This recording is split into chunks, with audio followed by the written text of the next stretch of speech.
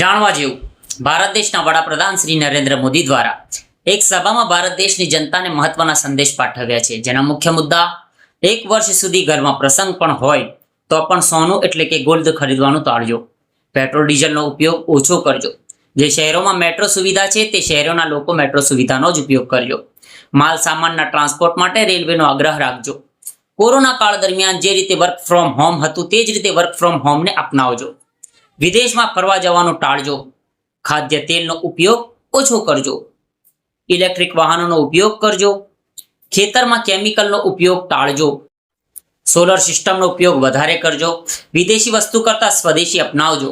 આ બધું એમણે એટલા માટે કીધું કારણ કે અત્યારે જે ચાલી રહ્યું છે તેને કહેવાય છે એનર્જી ક્રાઇસિસ, એટલે ઉર્જા કટોકટી. ચાલો જાણીએ એટલે કે શું.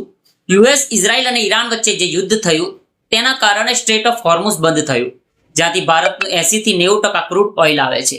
સ્ટ્રેટ ઓફ હોર્મુઝ બંધ થવાના કારણે જે ઓઇલ $80 એક બેરલ હતું તે વધીને $120 એક બેરલ થઈ ગયું. ભારત આ બધું ઓઇલ ફોરેન એક્સચેન્જ રિઝર્વને આપીને ખરીદે છે, જેનાથી ભારતની તમામ બચત વપરાઈ રહી છે અને તેના લીધે ડોલર મજબૂત થઈ રહ્યો છે અને રૂપિયો કમજોર થઈ રહ્યો છે.